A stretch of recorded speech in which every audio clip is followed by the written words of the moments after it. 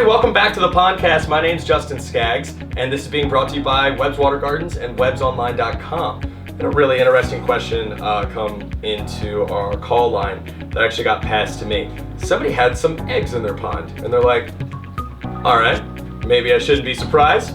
What am I supposed to do with these eggs? We're going to dive into this a little bit, and we're also going to get Casey LeFever on the line. He's a gentleman from Blue Ridge Hatchery, and touch base with a couple other experts and see what it is you should do. The answer may surprise you.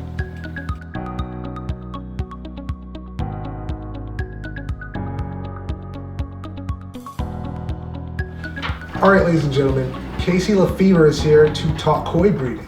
Yeah, we got a certified breeding expert. So we got a phone call not too long ago, maybe a year at most. Somebody actually saw some what he thought were eggs, and he actually couldn't bring, the new koi to fruition. Mm-hmm. And I think there's just a major roadblock between your novice pond owner and actually getting, some new koi swimming around your pond. So, what's like the general jump off point for that? So male fish are typically mature and able to spawn at 2 years. Females are typically mature at 3 years of age.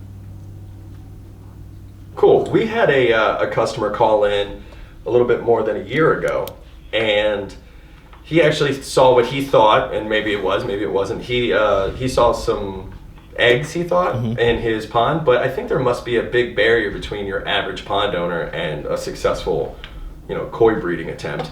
What's like the jump off point there? Where would someone even start? You see some eggs in your pond, do you even have a chance of that working out, or is it just a crapshoot?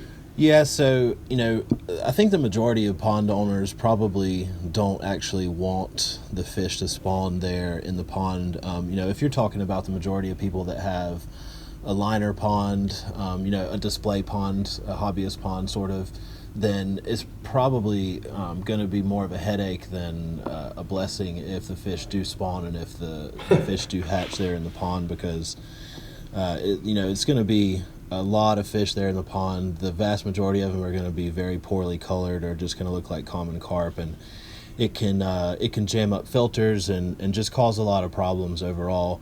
But there are a lot of people who have started out with a hobbyist pond, and then gotten really into the hobby, and then have moved over to a mud pond and their own little breeding setup. So there's a lot of people in the U.S. who actually breed koi as a hobby, and you don't need a whole lot of space to do it, and you just need a mud pond, some tanks to hold your fish in, and a little bit of patience and time, and you can jump right into it.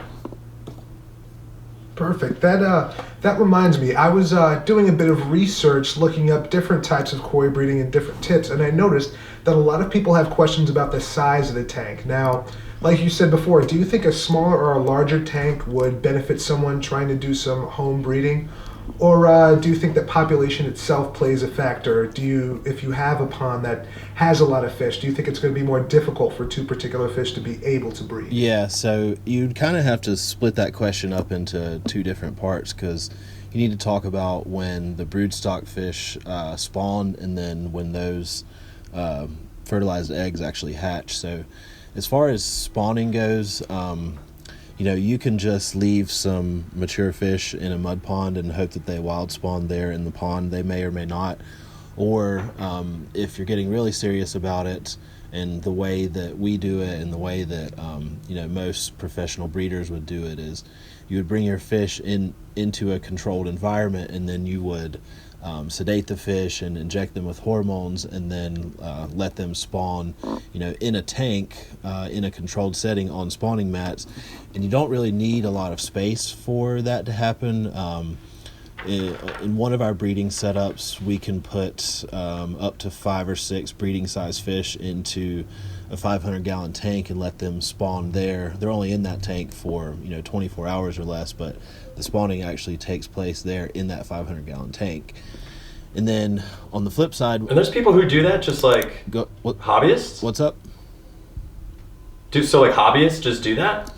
That process you just said, it seems like that sounds like a lot. I thought we were just talking about some found eggs, but I mean, there's people out there who are that serious. That's crazy. Yeah, I mean it's a pretty small percent of the hobby, I would say, but Sure. you know, I frequent several of the koi groups on Facebook, and there are definitely people out there who are still on the hobbyist side of it, but have, you know, fallen so in love with the hobby that they've set up their own little breeding operation. That's crazy. That's awesome. That is awesome. Now, pertaining to nutrition, you mentioned adding hormones to the water before. What do you think about feeding during these times when it comes to breeding? Is That's it a good question. better to feed them more, feed them less, feed them a certain thing specifically?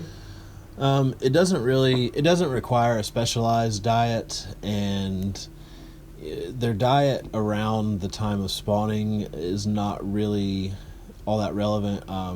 Females will build up eggs in the fall in preparation for spawning in the spring, so really, I mean, you need to be concerned with nutrition throughout the year so that you have a healthy fish, so that they have enough energy there in reserve to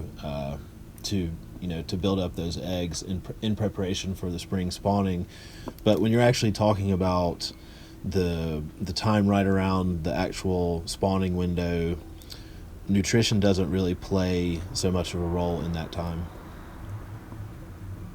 All right. Well, I think I'm gonna just not breed any koi if I ever see any egg.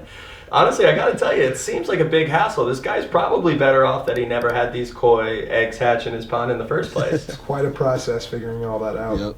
All right. Well, hey, you know what? Thank you so much for always answering our koi questions. And where can everyone find your company and everything? We'll make sure we put a link down below. Blue Ridge is online at blueridgekoi.com.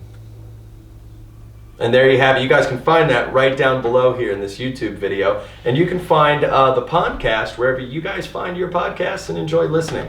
As always, this is Joe, and I'm Justin. Thank you guys very much for listening. Take care and enjoy your pond. So that may not have been the answer that you guys were expecting, and also there's a couple answers within that problem in general, and there's a lot of different ways you can go about it. My personal advice, I would probably avoid dealing with fish eggs. I have a regular life to deal with, and I just wanted this pond so it looks pretty in my backyard. That's completely fine. If you guys want to jump down that hole and you have any other questions, give us a call here at Webs Online if you have any questions as to how to take care of the pond water, make this ecosystem good for these new eggs. But yeah, for the most part, pass on that. I can tell you my 2 cents, I'm not dealing with that. So next time, guys, take care and enjoy your pond.